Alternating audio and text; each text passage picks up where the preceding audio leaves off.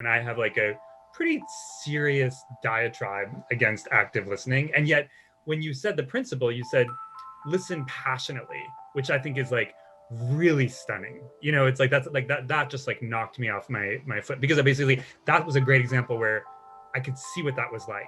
You know, I can see what listening passion. And so even with that, where it's like, I think there's places where we could disagree. I feel like there's way more positive overlap.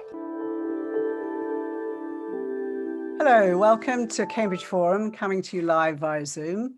I'm Mary Stack, Director of Cambridge Forum, and today we're very pleased to be having a conversation about how to have a conversation, a meaningful one.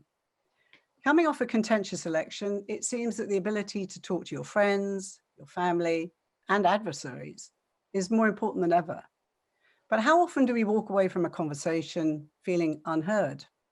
And is this dialogue skill one that all of us can learn? Well, help is at hand. Today, we have two experts on the topic who are going to share with us what they know about creating constructive conversation. And then we plan to open things up to take your questions.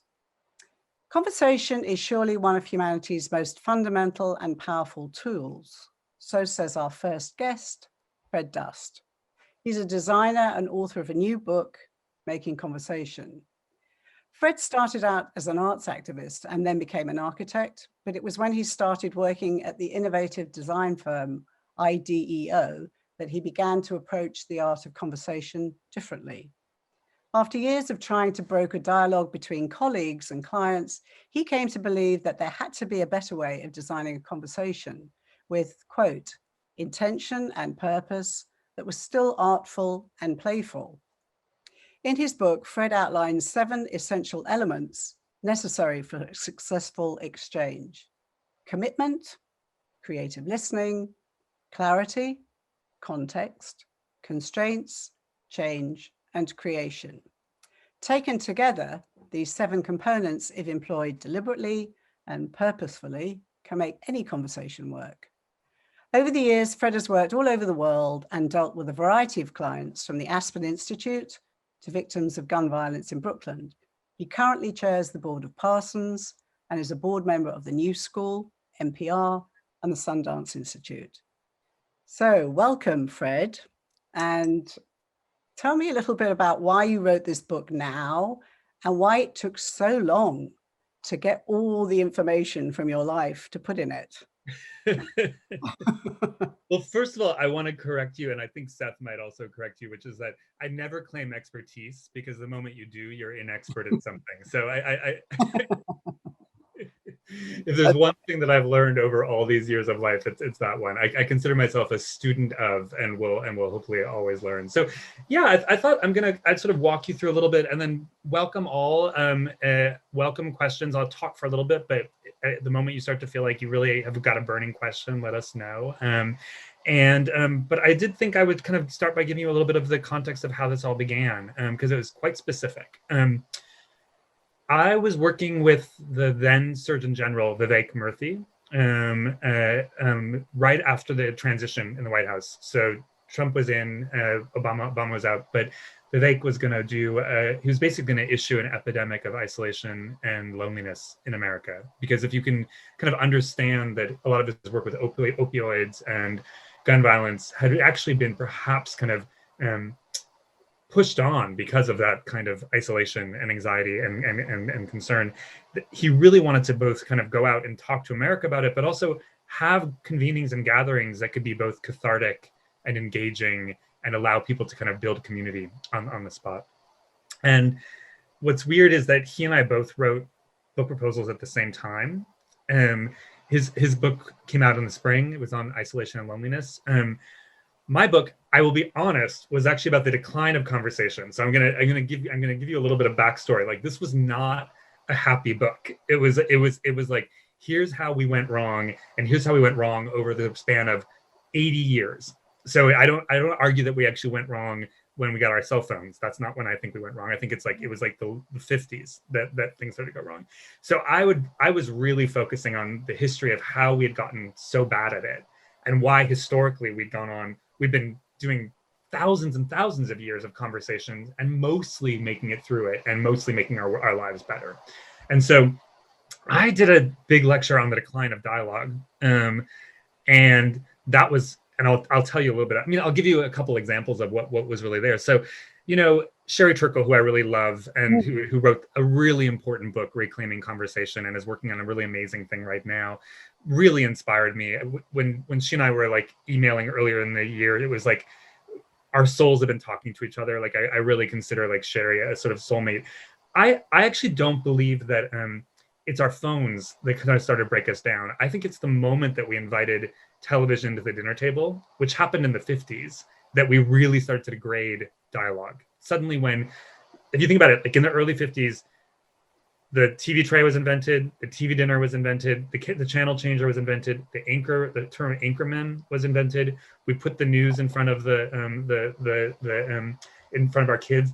Basically, that was the moment. We put politics on television. So it's a well-known fact that people who listened to the radio and heard the Nixon Kennedy debates thought Nixon had won. People who watched it thought that Kennedy had won. And so we really started to unravel. And by the way, it wasn't just there. It was other places. We started to get really, really, really methodological in our perspective on the way businesses and cultures have to work, right? So we saw in the 70s, we saw self-help movements that gradually turned into workplace initiatives that gradually became Six Sigma and other kinds of expertise-based dialogue, right down to design thinking, which is an expert-based dialogue, how you has a terminology or thinking around it. And that meant that even in the workplace, there were things that we couldn't have conversations about, or we couldn't always understand each other. And so I had a lot of reasons why we'd messed up. That was mostly where my head was. And I went in to go meet with my publisher after the book sold, my really amazing publisher and editor.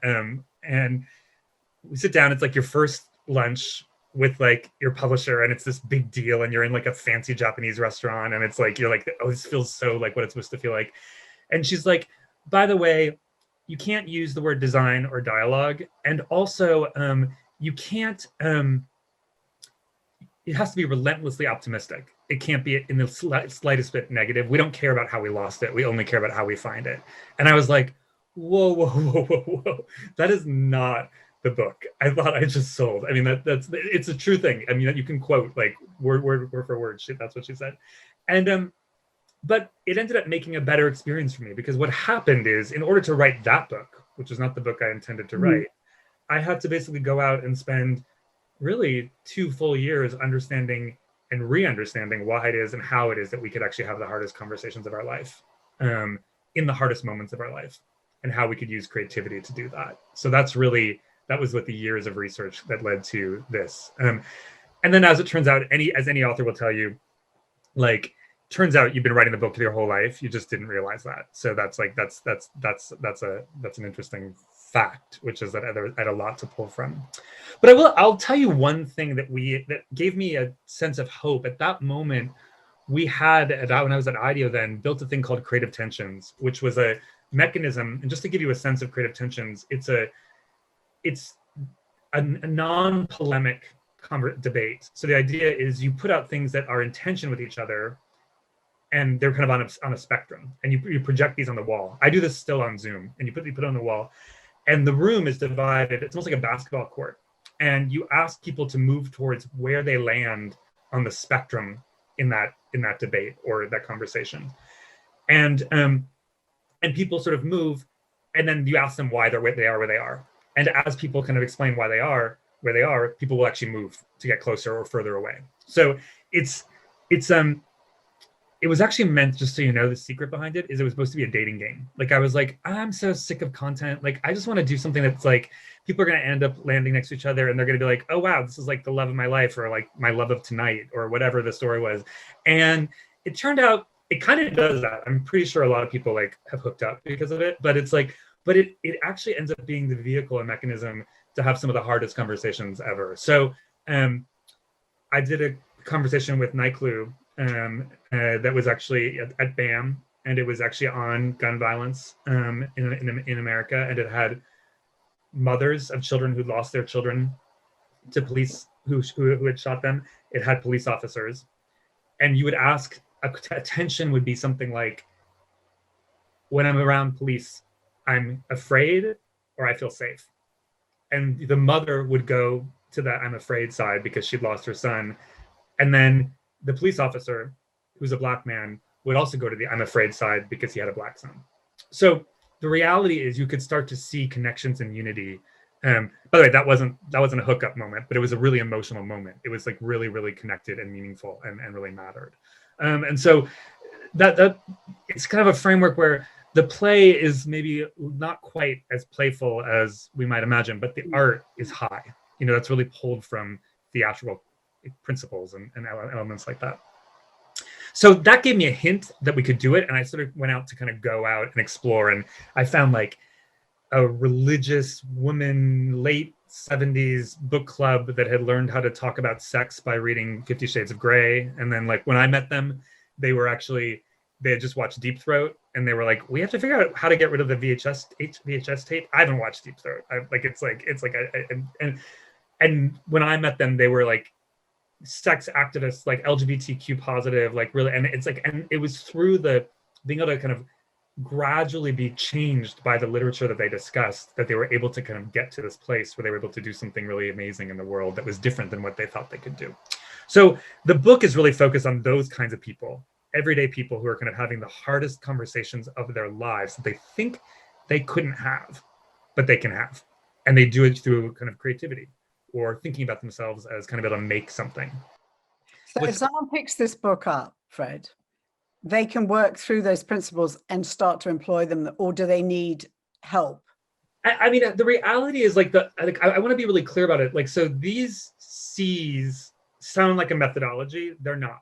They're an approach. And the reason why I don't call it it's not designing dialogue. And the reason why it's not called creative conversation, which it almost was at some point, is that we know a lot of people don't see themselves as designers and they don't see themselves as creative, right? Necessarily. Mm-hmm. And so making, we are all makers. We all have made something, at some point. And so the reason why we got to making is I wanted to make sure that anybody could see themselves in this. And as you know, I think you've read it. It's the tricks are not that, like, some are really fancy and some are like really basic. It's like a great example right now is with Create.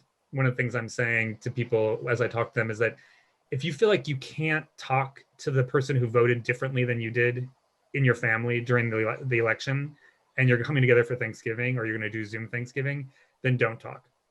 Just like be silent and make together.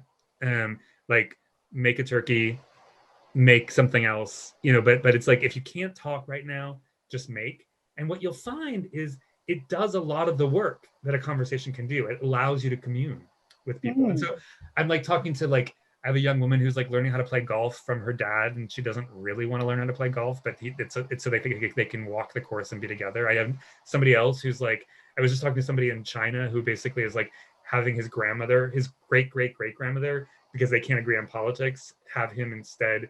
He's learning recipes from her recipe thing. So other ways of kind of like communing actually work. So the book is literally like, and as you know, in the book, I have a section called the creative notebook or keep a creative note, or the conversation notebook, which is just like, don't take my word for it. Just start looking for like the examples that you see that are inspiring to you, and then start to kind of steal from that as you can. So I want to just say that because 7 C's sounds like, like really, do I have to? And the reality is like, no, you don't have to. It's like you do you, but learn what inspires you and watch when people have creative, amazing conversations or inspiring conversations, or when you see something that really magical happens, and then kind of figure out like, what happened there and how can I do that? Or what's my version of that? So it's more about looking at the world with a lens that you have control and you can actually make the conversations you want to have happen, if that helps. Well, I want to ask you a question. You gave me an example when we were talking about being in your own house in Maine and walking down the street to converse with a neighbor that had lots of Trump placards in his yard. And you felt that it was a positive step to go and have a conversation with him. Can you tell us a bit about that? Yeah, Mary, where are you based right now? You're in Boston. Okay, so yeah, if you've been on an unbridged island in Maine, like streets are like an abstract term. So So I walked down into the field off the road, but yeah, it's the same. So it was actually even more dramatic than that. There was a guy who was hunting our property with a bow, and I was watching him hunt our property. We had some kids who were running around. We have a dog. I saw his truck. His truck had a bunch of Trump stickers, and I was sitting on a Zoom, and I was like, hey, if I can talk to ex-presidents and people and say, hey, listen, you're going to go on Zoom, I can surely go talk to my Trump voting hunter who's hunting my property. So I just was like, I'm going to go do it. So I walked down to the field. There's a guy in camouflage. He and his son are there. They've got the bows out. And I just stopped and I was like, hi, my name's Fred. What's your name? And he introduced himself and gave me his name and introduced his son. And I was like, just so you know, I'm like super down with you guys hunting. Because we have a big deer problem. Like we're on the island. But just in the future, if you can ask me, that would be great. But you can also just give me venison, and that's also good. I'll be happy. And so we talked and I was like, hunt until like 6, but then probably just because we have like, these kids on the property, maybe kind of stop around 6. And so they just kept hunting and it was fine. And that wasn't the conversation, right, Mary? That was a conversation. But it was a critical first conversation. So then we could potentially have the next conversation and then the next conversation. And so I will say that, I don't know. I mean, some people are like, that seems really brave. Like you went down and talked to a hunter who was hunting your property with Trump stickers on their back. And I was like, I don't think of it as brave. I think of it as loving and maybe overly trusting, but at the same time, like, I feel like that's a little bit my job. Like our job on earth is to just be a little bit more loving, I think, around things. So you can do it. And again, as I said, or don't, like if you feel like, you can't will yourself up to have that conversation, then go for a walk with that person and just, be in silence together. Like I'm working on a piece right now, or I finished it, on why have an all silent Thanksgiving, which is an extreme, but it's like, what would happen if you play charades instead of like Monopoly? What would happen if you silently cooked? It's I was like, thinking about contemplative monks. What a great study they'd be when you said that, because Mary, have you ever seen Integrate Silence? yes, Yeah, yes, right. It's the 3.5-hour movie about silent monks. French monks. Yeah.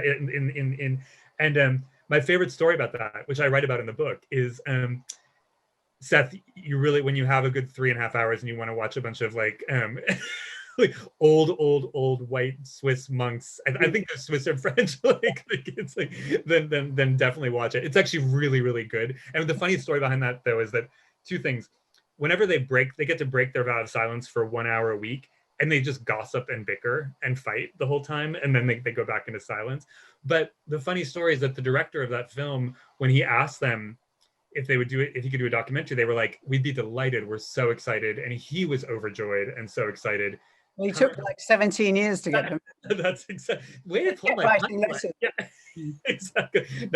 You got my punchline. Yeah, exactly. His like, it took 17 years for that to happen. So patience is a virtue. Yeah, it totally is. Okay, well, I'm going to migrate over to our second guest now, who is Seth Henderson. He's a program associate for an exciting new initiative that the Aspen Institute have created called the Better Arguments Project. And it's designed to help bridge ideological divides and help train Americans to conduct better arguments. The premise being that arguments don't have to drive us apart, but they can bring us together. And that the more Americans engage with each other, as you were just saying, the healthier and stronger democracy will be. So welcome, Seth. Perhaps you could give us a brief synopsis of your 5 principles of a better argument. And I'm also, again, intrigued why you chose the word argument over discussion. I think a lot of people will ask that. Absolutely. Well, thank you again, Mary, for this invitation, and I'm happy to be here with you, Fred. And I will second your comment about not being an expert. We are consistently learning in this process and have really gained a lot of insights from people on the ground and close advisors to this project that really informed the 3 dimensions and 5 principles of a better argument. So just real briefly with the 5 principles, This project was born out of an article written by our executive director, Eric Liu, just before the 2016 presidential election. And he wrote that there would be a need for the country to reach reconciliation, regardless of whichever candidate won that presidential election. We obviously know the outcome of that election, and there would be basically a lot of healing that would need to occur on both sides based on the result of that election.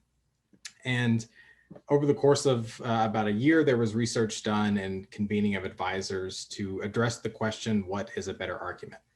And we came up with 5 principles and 3 dimensions of a better argument after convening these advisors. So the 3 dimensions are really important too. So the first is understanding power imbalances and entering a conversation argument, understanding the power dynamics involved in that argument and recognizing what needs to occur in order for it to be an even playing field, things like that.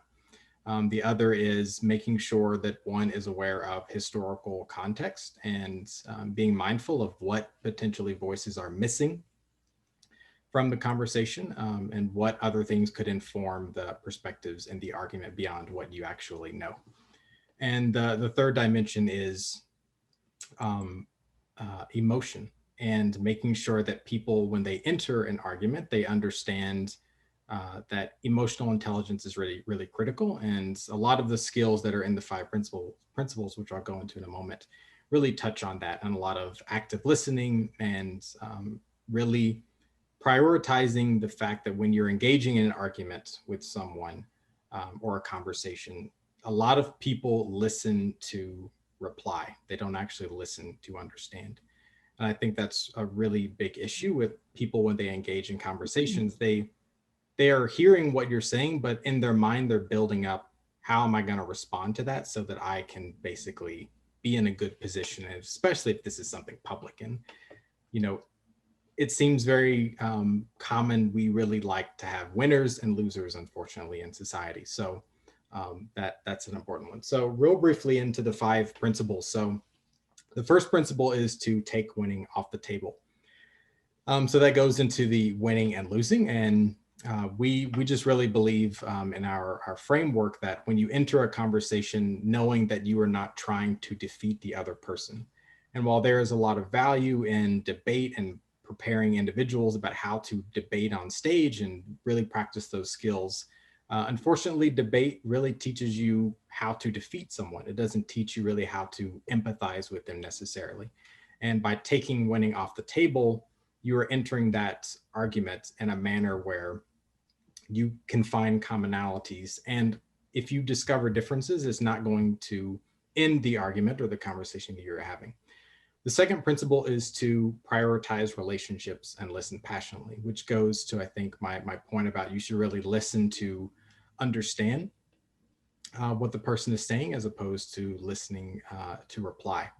And an example that was really important for me, and I'll briefly touch on some of the community events that we hosted as well. When we went to Anchorage, Alaska to focus on applying this framework in the context of a real community, we met with some Alaska Natives, which they prefer that term there in Anchorage, Alaska, as opposed to Native Americans. And in Alaska Native circles, they really prefer in introductory settings where you're meeting people, you spend a lot of time on introductions. You know, in common in spaces, especially in the US, you join something and it's, you know, less than 60 seconds, you know, you have to say your name, your title, and you say a lot of stuff that also is playing into what is the power dynamics. I need to know who is in here based on their title, what they look like. And introductions and spending more time really gets beyond that superficial of this is my title, this is what I do and I'm associated with. So the third principle is paying attention to context. So understanding that when you are engaging in an argument, really understanding that the other person you are engaging with has a multitude of identities, and you know, a person is more than their opinions, and it's really important that someone share a lot about themselves and you actually are able to engage in a productive conversation. The fourth principle is to embrace vulnerability And this is one that is difficult for a lot of people, and for different identities, it's very understandable that one may find it challenging to embrace vulnerability. But it's very important to enter a conversation where, one, you also have to make the space one. I don't particularly like the term safe space, but more of a brave space for people to engage in a conversation. And that goes into the fifth principle, which is to make room to transform. So after, engaging in conversations and entering an argument, one should leave room in their mind and in their heart to actually have, not that their idea necessarily needs to change, but potentially a nuanced understanding that's different from what they are familiar with. And that may inform other future actions and steps they take in the future. And we chose argument. Well, our executive director chose argument because we really believe that the term argument, when you hear that, I'm sure for most people it is a negative connotation and will elicit many feelings that are probably uncomfortable. You think of social media, you think of just different things that are not good. And we really don't believe that the term argument has to be a negative one.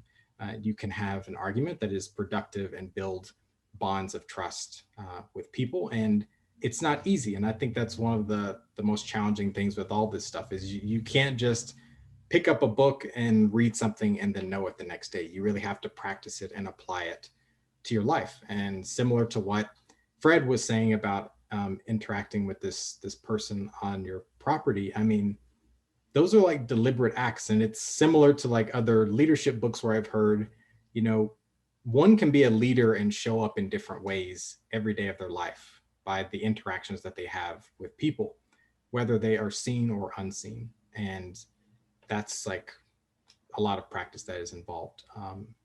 And it's not going to be done overnight, but for the betterment of all of us, I think we need to have better arguments. Okay, well, you both have covered a lot of ground, and there are areas of overlap, which is good because you're both on the same you're both on the same mission to make people communicate better. I've got just a couple of things. I like this idea of not talking about winners and losers, and I think that's become really the kind of de rigueur situation under the last administration, that you either were a winner or a loser, and that somehow if you gave up anything, it was a form of weakness. So I noticed certainly in your big C's, Fred didn't use the word compromise, although I'm sure it's implicit that you have to compromise.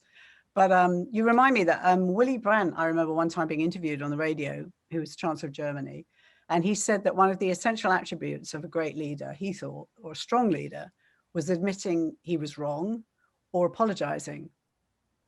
And I was thinking to myself, my goodness, America isn't so good at that. Do you agree with that? Do you think other countries do it better? And can we relearn that sort of contrition, remorse kind of feeling to understand how other people may have lived and endured things differently? Is that for Seth, or Seth, do you want to start? Both of you. You go, Fred, go ahead. I mean, well, first of all, I mean, absolutely. I think that there's so much agreement, and I just want to say, like, in reference to even like kind of some of the comments that are coming through, there's a lot of agreement, and then there is a lot of tension, I think, in here, which I think is actually interesting for us to kind of relate to as we talk about compromise. And Seth, just so you know, I know Eric and I've been hearing your name for like pretty much the whole year, so I'm actually really glad that I actually finally get to meet you. So it's a real delight. And I think that there's yes, I think we need to compromise. I think that we also need to get not too nitpicky about things like that. So for instance, when Seth was talking, there was a moment when you mentioned active listening, and I have like a pretty serious diatribe against active listening. And yet when you said the principle, you said listen passionately, which I think is like really stunning. It's like that just like knocked me off my foot, because that was a great example where I could see what that was like. I can see what listening passion. And so even with that, where it's like, I think there's places where we could disagree. I feel like there's way more positive overlap than it's I'm like, I can let that go. It's like I don't care what Seth thinks about active listening or not. I care that he really thinks about listening passionately. I think that's kind of brilliant. The other thing, Seth, you actually didn't like the word debate. You said you thought that there were winners and losers. Now, my feeling growing up when the school I was at taught debate, and it was a great experience, because what you had to do was sometimes you were given the other person's point of view to actually argue. So it was an academic exercise, and you had to inhabit the other person's shoes. And that was really, really good, because oftentimes you realize that people take stances, and they're arbitrary stances, as you say. It's to do with language. Sometimes it's inflammatory, and using the wrong word can sometimes create a schism. So it's delicate. It's very delicate. And I kind of like the idea of going back to the idea of having a conversation with somebody who really has got nothing in common with you, without them being antagonistic. That's the difficulty. You don't know what the reception is going to be these days. You could have had an awful reception, Fred, from the man down the street. And what would you have done? I mean, I would have accepted it and gone home. I mean, the most awful would have been like, I could have been shot, right? So it's like, and yeah, it's like that. Well, I wouldn't worry about the dialogue then. But no. But it's the reality is, it's like, I sort of still feel like it is our responsibility to put ourselves out there. I also have to say that it's like, again, if asked, people won't necessarily identify themselves as brave or courageous, and we shouldn't feel like conversations always have to be in this kind of space of courage. I think what we have to do is own our voice, and kind of like, and own the way that we actually approach a conversation. So, just to be utterly honest, like, I'm a gay man, it's like that's going to be pretty apparent. It's like, so there's like all kinds of schisms, that, well, to be honest, obviously I'm a gay man, but it's like that could arise. And yet I just feel like if I can reach somebody, and let's go back to that conversation. The first thing I did was tell him my name. So I didn't say like, why are you here? Why are you hunting? Who are you? What's your name? Like, it's like, put down the bow, all the other things I could say. I was like, here's my name. And I didn't have to ask for his name. He like told me his name, and he told me his son's name. So it's this very simple thing. And I think it's like, and it's this basic thing, which is like, and then reflect on what he's hearing. Somebody in the audience right now, or participants, you can be either one, by the way, guys, is saying like, like, basically this notion of reflective listening is like, I'm hearing you, and like, we're having a conversation, and you have to kind of be present with it. So I think there's like a lot of nuance to what happened with that simple impact. And it's interesting, Seth. I'd be curious to get your perspective, because I'm not going to say the hunter's name, because it's like, I don't want to like, whatever, but it's like, but this hunter that I'm talking about, we may never talk about this stuff, it's like, but I'm glad I got to connect with him. Glad I got to meet his son. I'm glad that maybe we'll get venison. And I know that might not feel like that gets us to like the kind of results we need in the world, but maybe it does. I don't know. It's a question I have. I mean, when you're talking about going into primary schools or elementary schools, now you're starting to teach this stuff in schools, where do you start from? What foot do you start on with the kids? You asking me, Mary? It froze up a bit, sorry. So with our middle school work, we had convened advisors as well to address that question. And one of the things that stood out to me was we felt in that conversation where we convened advisors that were superintendents, teachers, and educators and things like that. And one of them mentioned that middle school is really one of the first times that students really begin to engage other peers, and actually begin to potentially question what they may have been taught their entire lives from their parents, and really following that same thing. And now they're engaging in different spaces. So I think it's still very similar. I mean, the 5 principles, you can adjust the language about what they are and make it more simple for people in middle school. But I think starting with each of those is really important skills that apply to someone in 8th grade as much to someone who's much older in adult life. I mean, these are skills that we should definitely not assume that just because you are older that you know how to do these things. A lot of people need to practice at different points in life. So it seems that, Fred, I may have this wrong, you tend to deal with a lot of, companies and top level, and Seth seems to be working from the ground up with schools, churches, am I right? And hopefully the two are going to merge. It sounds like it's a long project. Well, I mean, I think that actually it's important that Seth and I are working, because I honestly, I also work with some of the people that Seth works with. So there's people like Jen Bailey from Faith Matters, and people I'm sure that you know who do similar kind of work, and so I actually think that they are merging. And so what's interesting for me a little bit, and Seth, I'd be curious about this, is like I feel very passionate about the book and the idea that we kind of think about conversation creatively, and we kind of think about it as like the most important and exciting thing that we do and the most joyful thing. But I don't really care if we have overlap or not. Like I would steal your ideas tomorrow, and I would hope you would steal mine tomorrow. You know, it's like for me, it's like it's all the same work. It's like, and it's just like, you know, thank whomever, thank whatever in the world that like people are willing to do that work. And so I'm all in, you know, stuff. And for me, what's interesting is like I have to do things like take a global foundation and put them in the same room with the movement for Black Lives, you know, and basically sort of say, here's how you guys are going to have a conversation together. And so it's like, it's honestly the work on the ground that helps us do the work at the high level. So I think, Seth, I'll likely be calling you up like for 10 different things tomorrow. So Absolutely, I would love to. So let's see, this is all very rosy and peachy. This view. I'm interested in that because before COVID, I think you told me, Seth, that you had to go into somewhere in Colorado where there was a disenfranchisement issue where the high-tech yuppies, or whatever the word is now, were coming in and taking all the jobs. So they had a kind of town meeting where you had the people that were disenfranchised and the people that had the new jobs. How well did that go? Yeah, so just for additional context, I mean, once we created these 5 principles in this framework, we really wanted to apply those in the context of communities. This was a framework that we created, but we really wanted to see what it would look like in action. So we first hosted a community event in Detroit where we focused on the tensions between longtime residents and newcomers. And we had about 300 people show up for the event. It was like a half-day programming. We had speakers and plenty of time for people to actually apply the principles at their individual tables.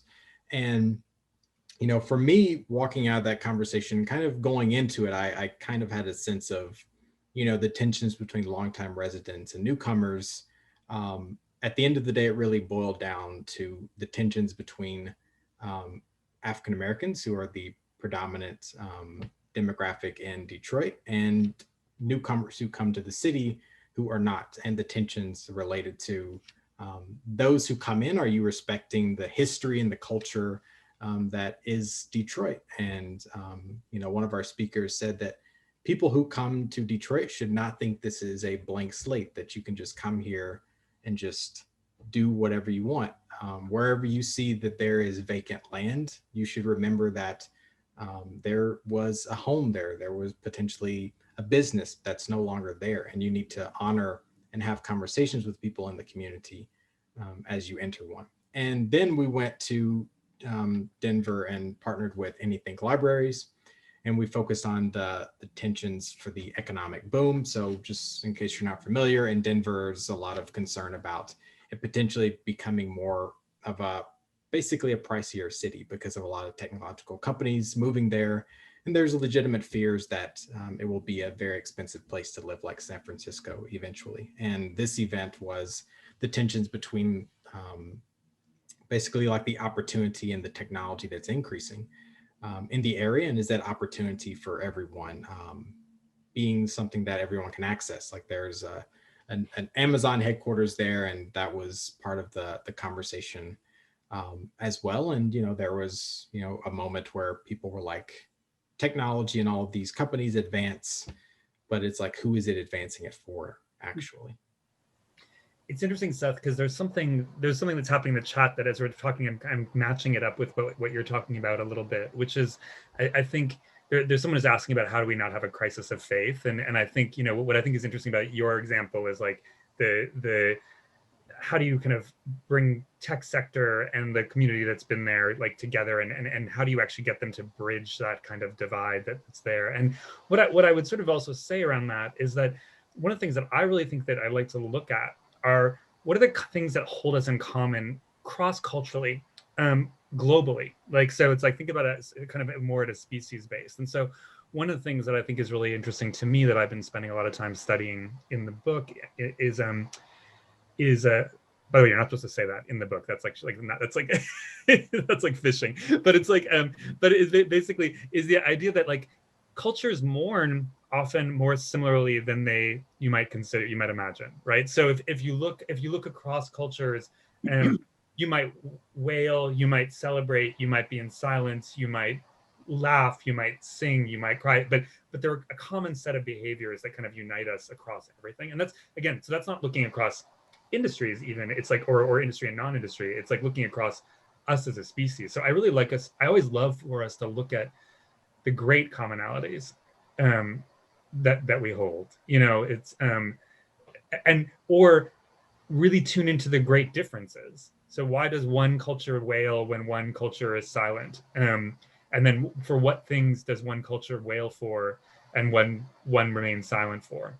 You know, one of the other issues, and I'll stop, is, and I really will stop because it's the point, which is like, we aren't silent enough.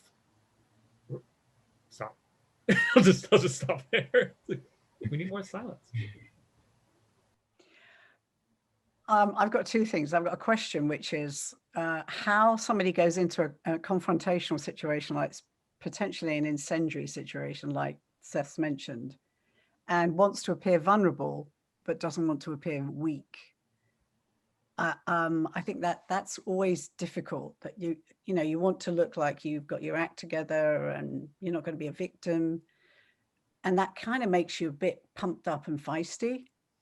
So I don't know how you get past that, how you get people to kind of, I don't know. I mean, I love that idea, but I don't know if people would just freak out if you said, how do you mourn? I mean, I know it was an example, but they'd say, well, I mourn because I got no job.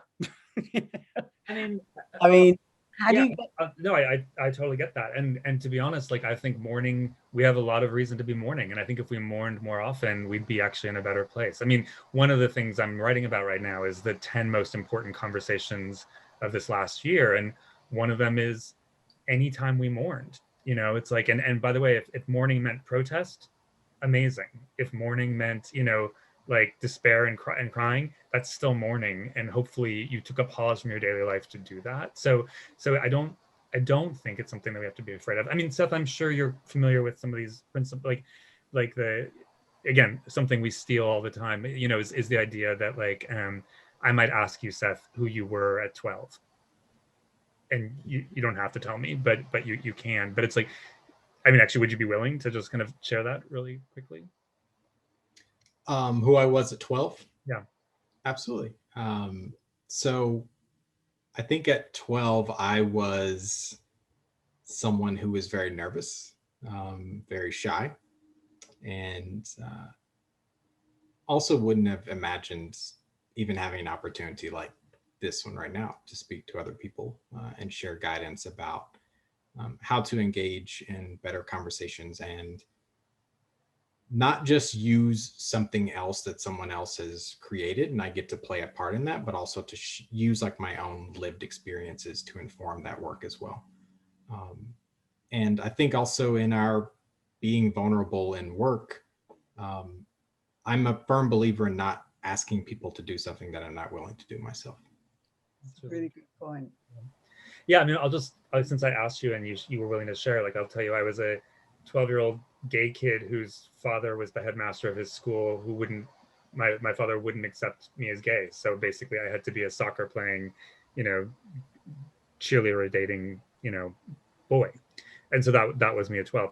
And what that does is that's vulnerable. I just asked you to do something pretty vulnerable, Seth, and I appreciate that. And I think you did that pretty well. And it's mesmerizing to imagine you as shy and timid given the work that you're doing, right? And it's weird that I couldn't imagine ever speaking out, you know, about the fact that I was actually secretly gay, but that was, or not secret, I was gay. I just like, I kept it a secret. So those things help us a little bit. And I'm not too afraid for us to ask for that every once in a while.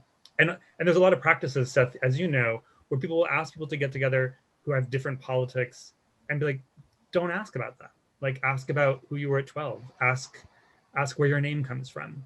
Ask where you are right now. Like ask those kinds of questions. So there's a bunch of different ways we can actually do this. It's like an avenue in. Yeah. Okay, someone's asked us a question here.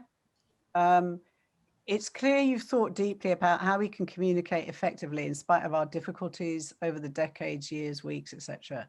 You've referenced, I think it says indigenous communication and our current society's mode of communication, and you've given wonderful suggestions. What is the future or potential of human communication significant, I think there's words missing, evolutionary step for us, perhaps even unrecognizable from where we are now? It would be great to hear from each of you if time allows. Oh, Seth, go first because I have too much. I'm so interested in that. So you go. What is the future potential of human communication? That's a difficult one. I think I really would hope, and I'll share like a very brief story, but also I think like the story that you shared, Fred, with this individual, I think just really honestly, if we all strive to have that type of interaction that you described, Fred, if we could have that once a week, not even every day, if you could have something like that once a week, in a meaningful way, and it's not going to take up 3 hours of your day, it's not going to take up 30 minutes of your life, and you could think you could do something else.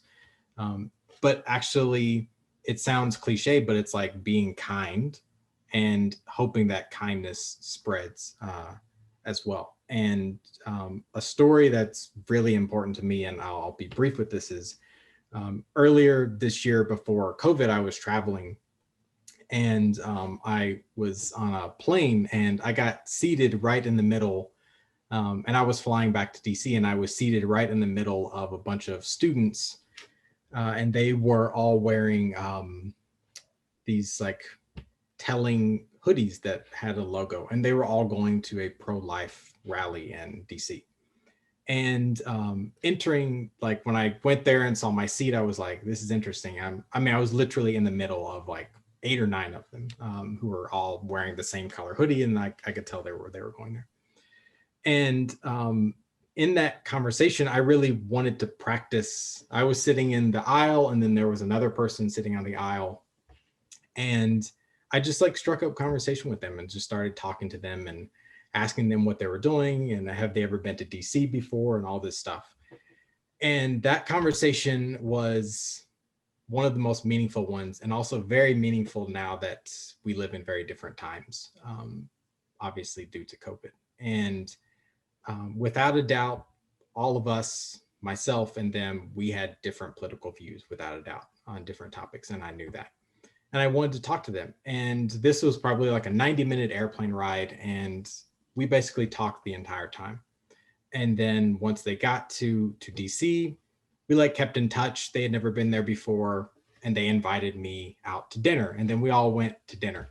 Wow. And it was just like a great interaction. And I actually spoke to one of them the day after, a few days after the election, and wanted to talk to one of them about how much that conversation meant to me. And we talked a lot about just the division in the country right now and the need to try to heal. And, this person told me very bluntly, she was like, I don't believe in a lot of things that probably you stand for, but I try to love every person as they are. And I really applaud people who do that. It's really easy to hate. It's really easy to hate. It's really hard to love. I agree with that. I love that it's like I love that you're just using love, because it's like I think when we get down to it, it's like what's the bare minimum of what we're asking. It's really good you went first, because that was a way better like story than mine. Because I honestly, when I heard that question, I went to whether or not we're seeing cognitive evolution at this moment. Like, and I've actually hired a neuroscientist onto my team who's and it's really interesting. He just reported out the research that he was deploying on Friday, which is the new research on the way Zoom and sleep cycles and things like that are actually shifting the ways that we function cognitively. But I've been really wondering. All right, I'm going to tell you, since you gave such a really moving example, I don't have to give a one. I can give like the really dumb one, which is that my dog who basically keeps coming in the room and being like, it is time for me to have dinner. And I have the best conversations ever. Like we're having like an interspecies dialogue right now that it's like, I just can't even, and that did not, and I know that's cliche, but it's like, it didn't exist 9 months ago. And she's literally like, she can sit on the lawn and I'll be like, why aren't you coming? And then she'll go like this. And it's because she's like gesturing to that my husband's up the hill and she's waiting for him. So I was actually going to the notion that, is there a potential that our minds are shifting, that that gradually through the mediums that we're engaging with and the kind of the desire we have to engage and the kind of the species that we're having to engage with or connect with, or even the relationships I have with my husband, are we now able to just kind of like commune? I don't know. I wonder if we're seeing a shift around that. So that's a really geeky, not the version that what you were talking about. Yeah, that's a bit fifth dimension, really. I mean, yeah, there are lots of possibilities that we could go to with extraterrestrial or ESP, and whether we can communicate non-verbal. Yeah, and somebody in chat just put in like the neuroscience on meditation is really fascinating. Like the literal kind of like what silence can do. Self-production and also. Anyway, we've got another question which I'd like to fit in. Shannon Keith said, I intentionally taught my conflict avoidance skills to, I can't see this and I can't move it. I think it says my kids. I wanted them to be peacemakers and I still want them to be. However, the past few years I've experienced a sea of, I don't want to keep my head down any longer because I don't believe that behavior changes things for the better. Now my kids are older teens. How can I explain to them to change and model my decision to speak up? I don't think I've got the whole question out there, but did you get the gist of it? I think so. Yeah. Okay. Yeah. Does anyone want to take a stab at that? I'll take one, and then Seth, I'll let you kind of. But it's like, you know, one of the first chapters I talk about commitment and the idea that we should be committing. Yeah, and my idea of commitment is that we. By the way, there were no C's. Like the chapter on clarity was called Talk Normal. That's actually what the chapter was called. So it's like we got to like the methodological language much later. But commitment, the idea is commit to the people first and hold your values in check, like hold that as secondary. And the reason why I kind of say that is because we're not taught that. It's counterintuitive to what we're taught. We're taught to actually hold our values true. In this case of the parent that asked the question, the values are be conflict resistant. Like don't let yourself into it. However, you can always question whether that's the right tool for the moment. And you're always, I believe that you need to be embracing it, looking at it, sort of saying, is that the right thing for the moment? Or is it a different value? And it's that kind of ability to be willing to scrutinize a value and say, does it still pertain, or does it still, that is really essential to be able to kind of make conversation happen. I talk about it in a really simple way, as setting and resetting the rules. You know, it's like never assume that you've got the right ones, and don't be afraid to throw them out. So I don't know. I think that might address it, Mary. Okay. Seth, did you have anything to say? Yeah. I mean, I think, Shannon, it's great that you taught your kids like conflict avoidance. In my mind, I'm thinking that sounds a lot like de-escalation, which I think is also like a really important skill when you are engaging in conversations or moments that can become heated and beyond your control. But I do think, you know, by someone knowing that, they may also learn a lot about when they know they need to actually speak up as well. So I wouldn't necessarily feel like just because someone is learning that they're a peacemaker, but a peacemaker that doesn't know how to speak when they feel like they need to speak. Seth, I love that, because I think what you're saying there is more skills are more skills. You know, it's like, and this is a case where more is definitely the right thing. Like, it's like, if we have more skills at our fingertips, we can actually become better and better, eventually become experts, but right now be just better students of how to make conversation, how to have conversations happen. And as you say, you need to have maybe a toolkit, not just one size, because there is a time for righteous indignation, I think. And it's not bad to express righteous indignation. It's legitimate. So someone's put, conflict isn't bad, Linda Clark, it's inevitable. Learning the skills to resolve conflicts peacefully is what we need, is necessary. And possibly because kids get it quickly, they understand win-win and they like it. good point.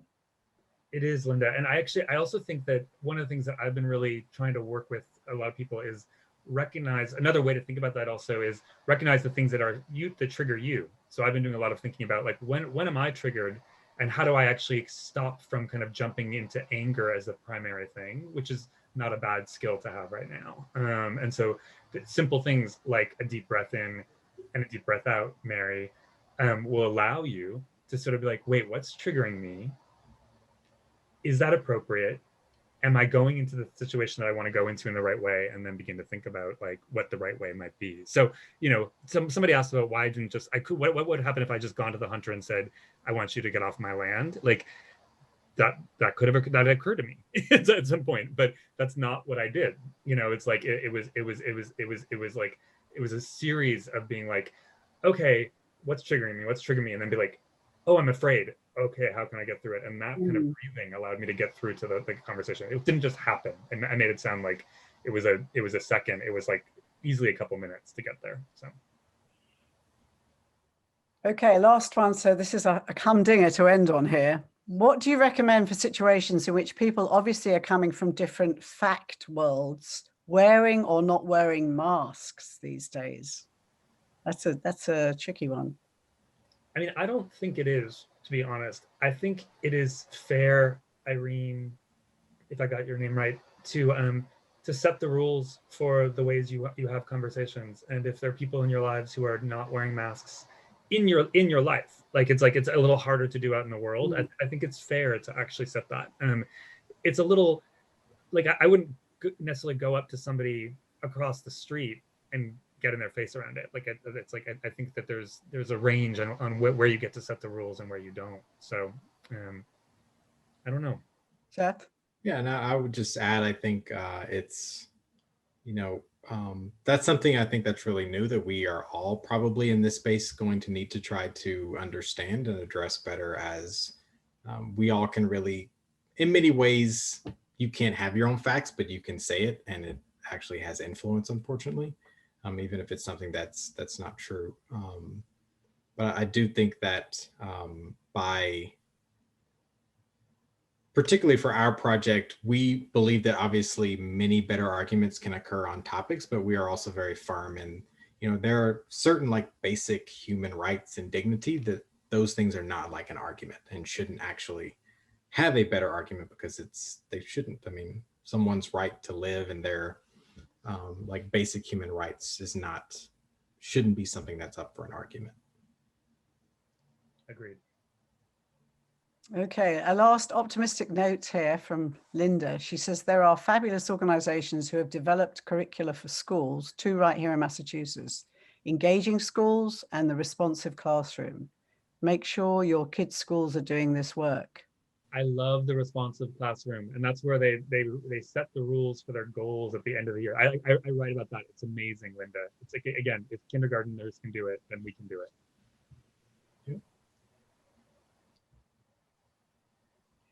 Okay, well, I'd like to keep talking, but we've run out of time. So I'm going to say, keep doing this. Get hold of these. You can go on the website for the Aspen Institute, Better Arguments, correct? Betterarguments.org. Okay. And Fred has got his book, Making Conversation, and also has a website. Fred, if people want to. Makingconversation.com, or just your favorite bookstore, anywhere is fine. It's like... Okay, so thank you to both Seth and Fred for a wonderful and great listening experience this was. I enjoyed it. So we've had Fred Dust, author and designer, and Seth Henderson, who is program associate at Aspen Institute's initiative, the Better Arguments Project. Thank you both for joining us today to start the conversation. Cambridge Forum is made possible through the generosity of Herbert and Dorothy Vetter, the Lowell Institute, the Massachusetts Cultural Council, and you. Don't forget to donate. Your country needs you. Via the website www.cambridgeforum.org, where you can find a podcast of this program and many others, as well as details of the future programs we've got coming. So thank you all for joining us. It was a great job. and I look forward to continuing the conversation. Good night. Bye. Thank you all. Good night, Fred. Thanks, Mary. Good night, everyone.